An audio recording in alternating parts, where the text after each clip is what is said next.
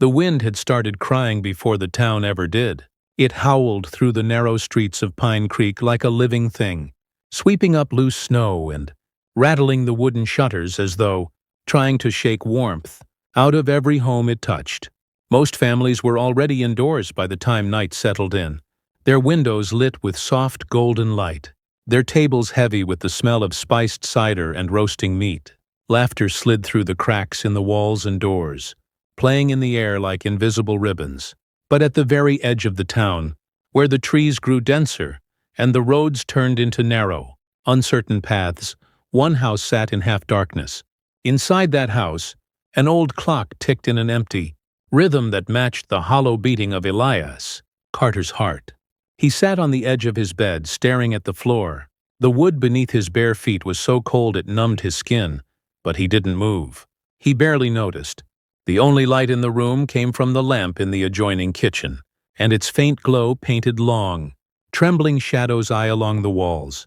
On the far side of the tiny bedroom, two small shapes slept beneath layered quilts.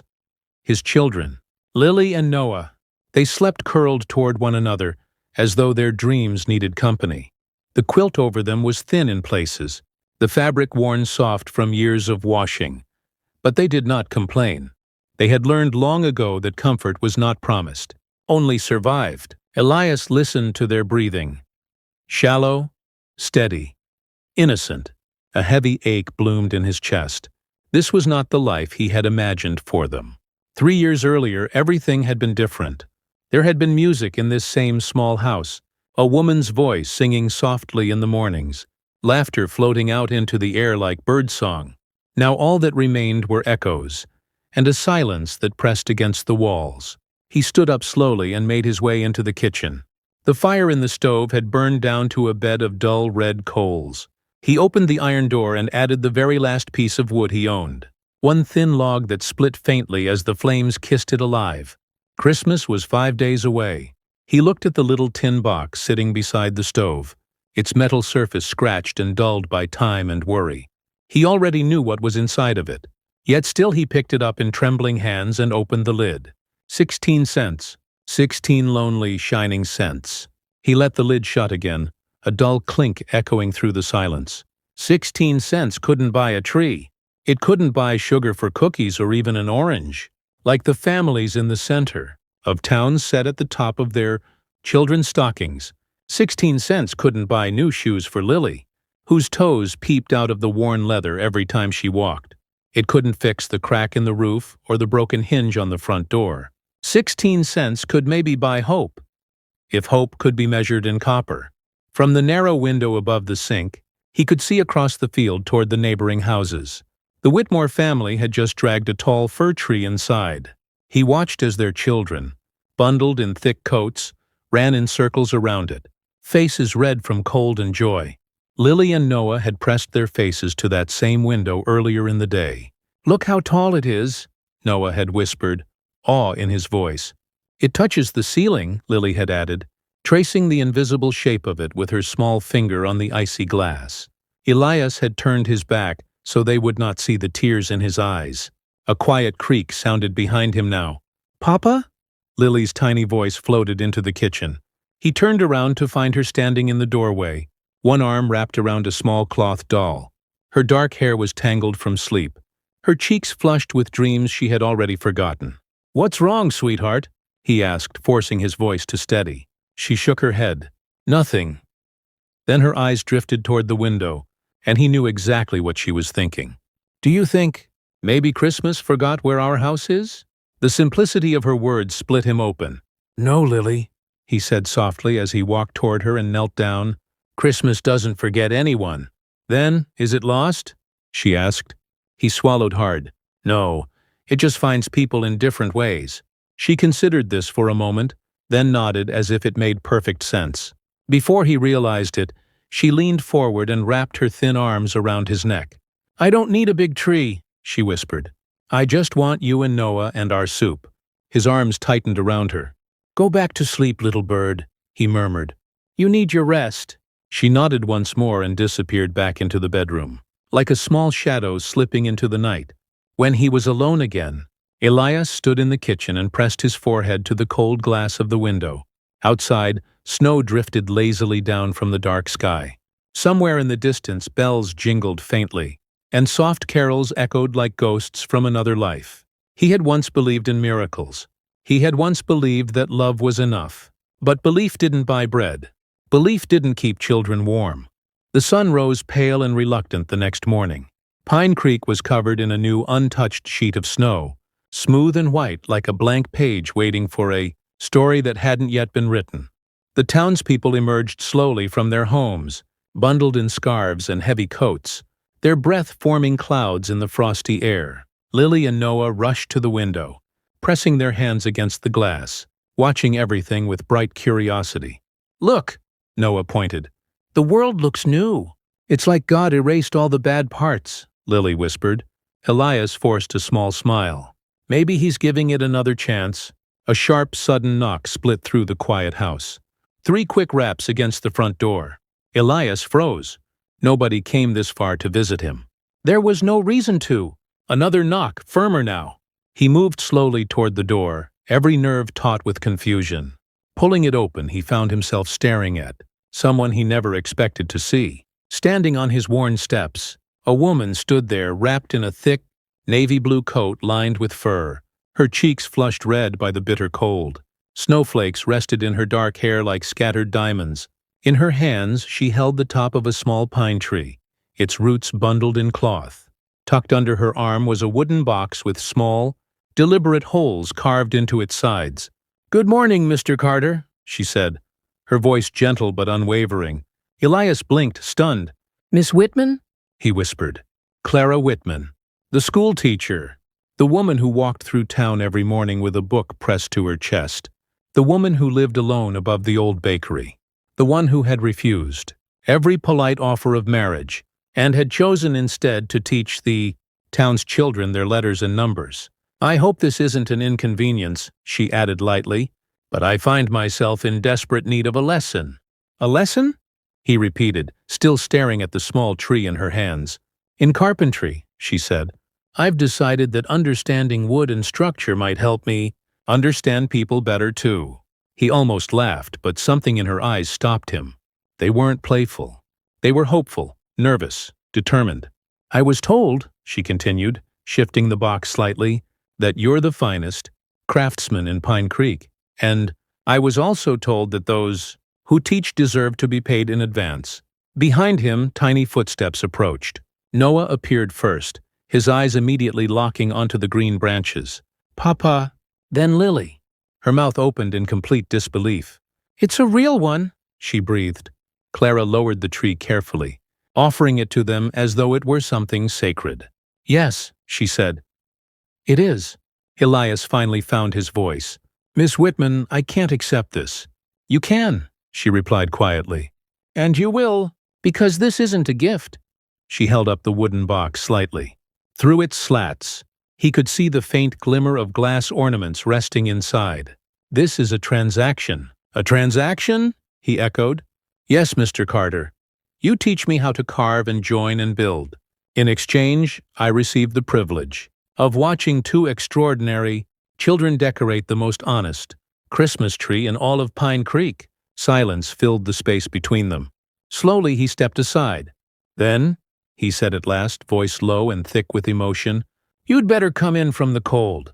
Clara smiled, and as she stepped over the threshold, the scent of pine filled the house, fresh and wild and impossibly alive. For the first time in years, something in Elias Carter's chest stirred. Not pain, not regret, but the smallest, most fragile flicker of hope. Outside, the wind softened, as though it too had been waiting for someone to finally open the door. Clara set the pine tree gently in the corner by the little frost-covered window, the same window where Lily and Noah often stood with noses pressed to the glass, dreaming of a world that seemed to belong to other children. Now the green branches brushed the pale curtains, and the room, once colorless and silent, breathed with a new living scent. Pine, cold forest air. Life. Lily knelt down beside the trunk as if approaching a holy thing. She touched one of the needles between her fingers, eyes wide. "It's not even pretending," she whispered. "It's really here." Noah circled it slowly, reverently, as though afraid the tree might vanish if he blinked too hard. "It smells like the mountains," he said. Clara watched them with an expression that Elias could not read at first. It wasn't pity. It wasn't charity. There was something deeper in her gaze. Something almost envious, as if she were watching a scene that she had been denied for far too long. "I brought a few simple ornaments," she said, setting the wooden box on the kitchen table. "Nothing fancy. Just memories." She opened the lid. Inside, nestled in straw, were tiny glass shapes, carefully wrapped in yellowed paper. A red heart, a silver star, a small painted bird, a bell that rang like a whisper when she lifted it. Lily gasped. "They look like they have stories." "They do," Clara replied, smiling softly. "Every single one." One by one they hung the ornaments together, each placement a solemn ceremony. Lily insisted on putting the bird near the top. Noah chose the red heart and placed it right in the middle, as if it guarded the tree's very soul. When the last decoration was hung, Clara drew a small string of candles from the box and carefully placed them along the branches. She lit them one at a time, and tiny flames flickered like stars trapped in green. The room glowed. Elias stood a few steps back, hands resting uselessly at his sides. He wasn't seeing just a tree. He was seeing his children smile. Truly smile, for the first time in longer than he could remember. "Now," Clara said, turning toward him gently, "about those carpentry lessons." He cleared his throat. "Miss Whitman, I must remind you, I don't take easy on my students. I expect nothing less." She removed her gloves and laid them carefully on the chair. "I'd be insulted otherwise." The children settled on the floor nearby, keeping their eyes on the glowing tree as though it breathed and moved. In the workshop corner, Elias found an old plank of wood and a simple set of tools. He showed her the way to hold the hand plane, the angle of the saw, the direction of the grain.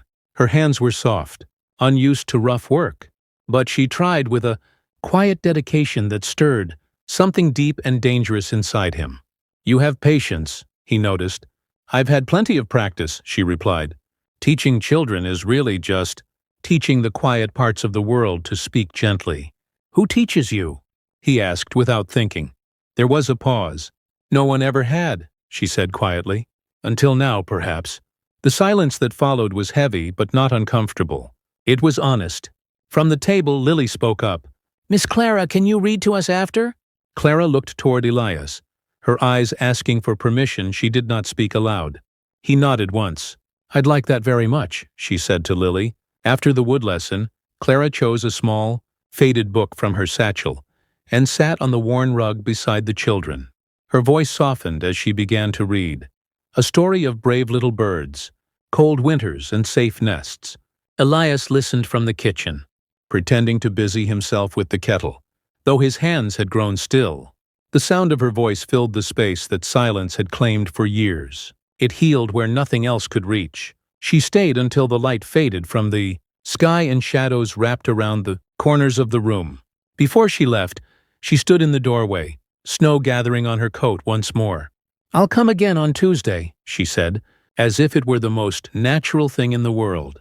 "For my lesson." "You don't have to," he replied quietly. "Yes," she said, "I do." Then she turned and disappeared into the falling snow. Tuesdays, Thursdays, Saturdays. Her visits became the slow heartbeat of the house. Every time she arrived, the small space felt warmer before she even spoke. She brought simple things: a loaf of fresh bread, a jar of honey, a piece of fabric she could mend into something useful. She claimed it was for practice. He never argued.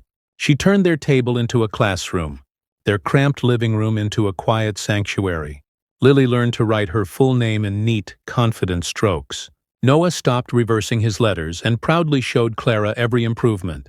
"You're getting smart enough to teach me," she told them one afternoon.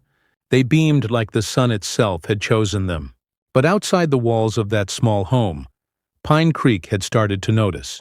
Whispers followed Elias at the general store. "That schoolteacher is spending an awful lot of time up at Carter's place. A shame, really. A single man with 2 children. It's not proper. Maybe she pities him. Maybe there's more going on." He heard it, every word. Yet the thought of losing those quiet afternoons, that peaceful voice reading, those gentle hands helping his children, it tore through him more cruelly than the cold ever could. One stormy evening the sky darkened before Clara could leave. Snow began to fall in wild, blinding curtains. "You can't walk home in that," Elias said, glancing toward the door. She studied the window, the roaring wind. Then she slowly pulled her coat from her shoulders. "Then I suppose I must stay." They spoke very little that night. The children slept in the loft, their soft breathing floating down through the floorboards. The storm battered the house, but inside, the world had narrowed down to firelight, quiet breathing, and two lonely souls sitting across from one another. "You never married," he said finally. "I was always waiting for a life that made sense," she replied. "I refused to choose one that was handed to me in a neatly tied ribbon." "And now?" he asked. "Now I'm sitting in a small house by a weak fire, with a widowed carpenter and two children who don't belong to me. And for the first time, my heart feels like it belongs somewhere." Her words trembled in the air, fragile and brave. He stood up, suddenly afraid of his own feelings. "You should take my bed," he said. "I'll sleep by the fire." It was the most respectful thing he could think to do, the only wall he could still build. She nodded, though disappointment flickered across her face before she turned away. That night, Elias did not sleep. He stared into the dying embers and realized the terrifying truth. He loved her. Christmas Eve arrived draped in silence. No songs, no laughter, just the quiet weight of something unspoken. Clara did not come that day. Lily sat by the tree, her fingers tracing the same branches again and again. "Did we do something wrong?" "No, sweetheart," he whispered, though he was no longer sure of anything. Night wrapped itself tightly around the house.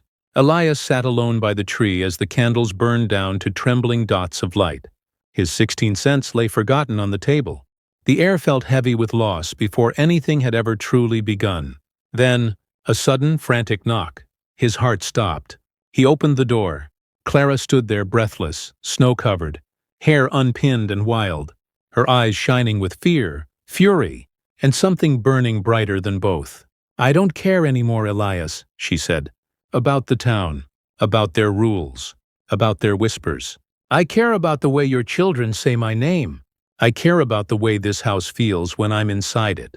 I care about the way you look at me like I am more than what I own or what I teach." She stepped closer. "I am choosing this life. I am choosing you." His voice barely existed. "Clara?" "I will not spend another winter in a warm room feeling cold inside." And before he could stop himself, before doubt or fear or pride could speak, he pulled her into his arms and held her as though he might lose her to the wind if he let go. From the loft, a voice whispered, "Papa?" Two little faces peeked down, eyes wide. "Is it a miracle?" Clara laughed through her tears. "Yes," she whispered into his shoulder. "It is." And in that small wooden house on the edge of Pine Creek, beneath candlelight and pine needles and trembling hope, a broken family began to become whole again. Outside, the wind finally fell silent. The next morning, the town did not wake quietly. Word traveled faster than the winter wind ever could. Some said they had seen Clara, Whitman walking back down the road at dawn with flushed cheeks and snow in her hair. Others claimed they heard laughter, rising from Elias, Carter's neglected little house, sometime after midnight. A few insisted that the candles in his window had burned longer than usual on Christmas Eve. By the time the church bells rang, Pine Creek was already alive with whispers, inside the small house at the edge of the woods. However, none of that noise seemed to matter. Sunlight broke through the frost-painted window, falling across the floor in pale gold ribbons. Lily lay tangled in her quilt, her curls fanned around her face like a halo, while Noah slept flat on his back, his mouth slightly open, one hand still clutched around a pine cone he had decided was his Christmas treasure. On the other side of the room, Clara sat up slowly on the narrow bed. She hadn't slept much. How could she when her mind had been filled with 100 thoughts all tangled together? Like fine thread? Fear of judgment, fear of regret, fear of waking and finding it had all been a dream. But it wasn't. Elias stood at the stove, his back to her, pouring hot water into 2 chipped cups. For the first time ever, he felt unsure of what to say to a woman who now knew the deepest corners of his heart. "Did you sleep at all?" he asked quietly. A little, she replied. Enough to know I don't want to wake up anywhere else. Her words landed softly, but they carried weight. He turned and walked toward her, handing her a cup. It's only tea, he said, a faint, self-conscious smile appearing. Coffee belongs to richer mornings. She curled her fingers around the warm porcelain. Then this is the most valuable drink I've ever had. Lily stirred, eyes fluttering open. When she saw Clara sitting there, she sat straight up, suddenly wide awake. You're still here, she breathed. Clara smiled. I am. That is, if you'll still have me. Lily glanced at her father, then at Noah, and then she launched herself across the room, wrapping her arms around Clara's waist. You're part of our house now, she declared with absolute certainty. You can't leave. Noah nodded vigorously. You belong by the tree. Those simple words shattered the final piece of Clara's hesitation. Elias watched it all with eyes wet and shining, as though he were witnessing a prayer being answered in real time. Later that morning they walked together into town, not hiding, not whispering, not ashamed. Clara held Elias's hand firmly. Lily and Noah walked between them, their small hands swinging in time with their steps as if this had always been the way of it. The town watched, some with judgment, some with surprise, some with something that slowly turned into understanding. At the corner near the bakery, Mrs. Aldridge gasped softly behind her. Scarf! Mr. Collins paused in the middle of stacking firewood. A few young girls pointed, wide-eyed. But Clara did not lower her chin. Elias did not let go. When they reached the steps of the Whitman residence, the same narrow building above the bakery where Clara had lived for years, a familiar figure stood waiting.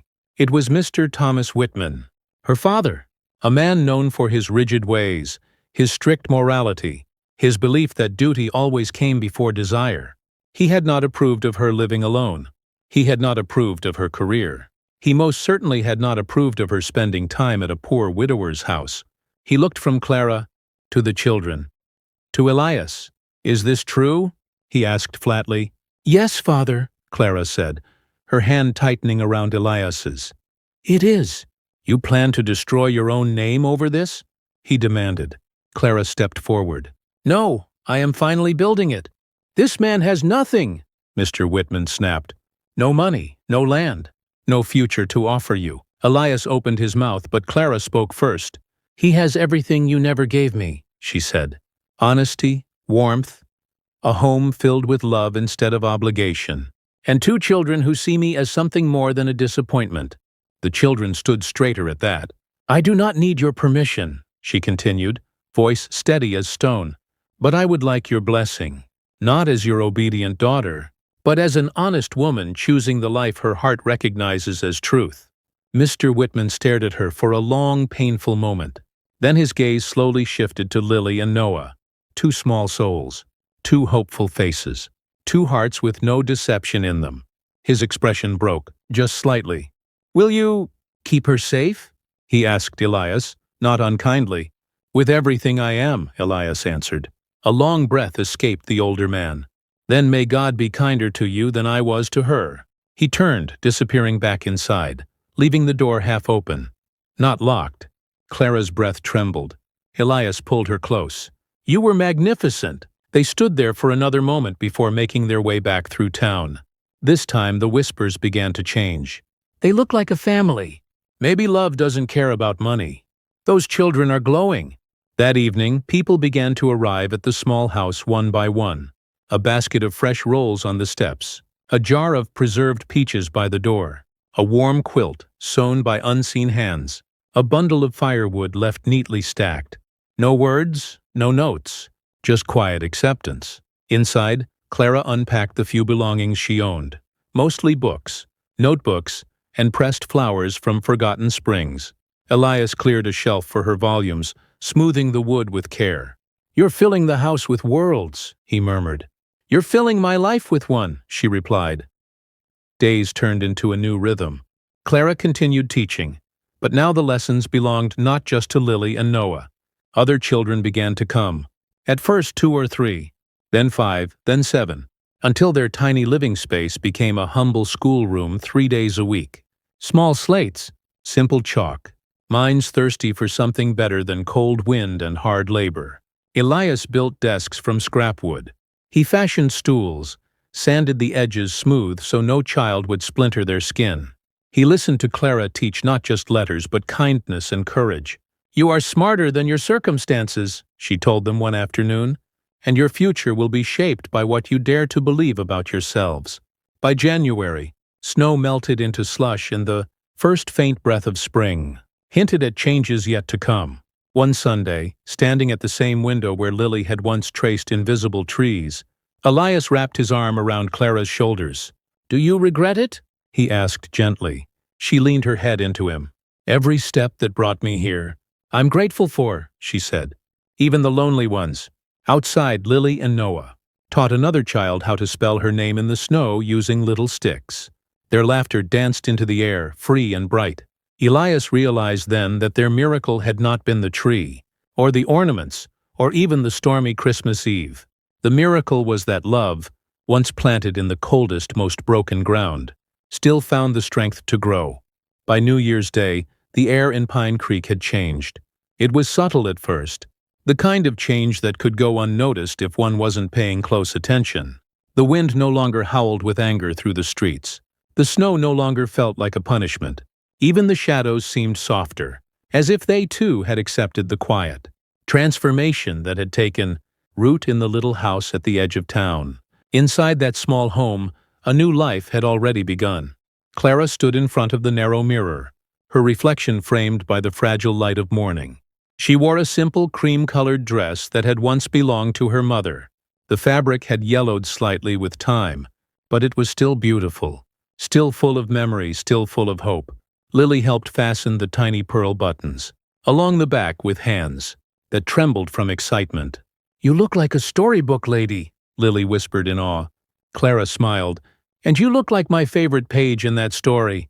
Noah stood nearby, awkward in his newly pressed shirt.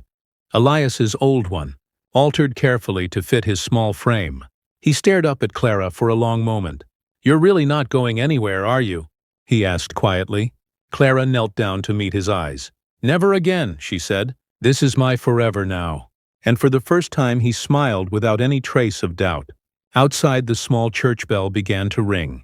Not loudly, not grandly, just enough to call those whose hearts had been watching. The wedding was not like others in Pine Creek. There were no grand decorations, no expensive gifts, no shining carriages waiting outside. Instead, there were lanterns hung by neighbors along the snowy path, simple pine branches tied to the railings, and tiny candles, flickering in every window along the road like silent witnesses to something sacred. Inside the church, the pews filled quickly. People who had once whispered about them now sat with hands folded and soft smiles. Mothers wiped their eyes with handkerchiefs. Fathers cleared their throats, pretending something had flown into their eyes. Elias stood at the front, his hands rough, his boots slightly worn, his heart pounding like a drum. He had nothing to offer this woman in material things, but he had something far greater. He had a life, a home, a love that refused to break again. When Clara stepped through the doorway, the whole room seemed to breathe in one silent, stunned moment. Sunlight caught in her hair. The old ivory dress shimmered softly around her, but it was not the fabric that made her radiant. It was the way she looked at him, as if he were not a poor carpenter, as if he were not a broken widower, as if he were the richest man in the world. Elias forgot the cold, forgot the past, forgot the empty nights and the empty pockets. There was only her. They spoke their vows with quiet certainty. "I promise you a home," he said. "I promise you a heart that does not run away," she replied. When they kissed, the church didn't erupt into wild celebration. Instead, there was a deep, gentle warmth that spread through everyone present, as if they had just witnessed something, pure and rare in a world that often forgot such things existed. Outside, the town gathered. Tables had been set with whatever each neighbor could offer. Mrs. Aldridge brought pies. Mr. Collins brought smoked meat. Children ran with cups of cider, their cheeks dusted with sugar and joy. Someone played a violin that sang an old familiar tune, and in the middle of it all stood the four of them. Not two, not three, but four. A family. "I feel full," Lily said, licking her lips. "I'm going to explode." Noah declared, holding his stomach. Clara laughed. Elias pulled her closer. "You did this," he murmured to her. "We did this," she replied.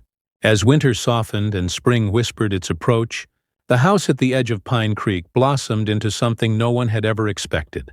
The school grew. Children came from neighboring towns to learn from Clara. Parents entrusted her with minds and hearts that dared to hope for something better. Elias turned the old workshop into a proper classroom. He carved tables, smoothed benches, and hung a small wooden sign above the door that read, "Learning lives here." But nothing in that home was more powerful than what could not be touched. Laughter replaced silence. Questions replaced fear. Books replaced emptiness. One quiet evening, as the first green buds pushed through the thawing earth, Elias and Clara stood together by the window. Outside, Lily and Noah taught two younger children how to spell their names with sticks in the mud-soaked ground. He leaned his forehead to hers. "It started with a tree we couldn't afford," he said softly. "No," she replied. "It started with hearts that refused to give up." In the yard there replanted pine, the very same tree Clara had carried through the snow, now stood tall and alive, tiny green shoots sprouting from what had once seemed a lifeless branch, a symbol, a promise, a reminder that even in the coldest winters, even in the smallest houses, even in the emptiest hands, love still finds a way to grow. And this time, it had roots deep enough to last forever.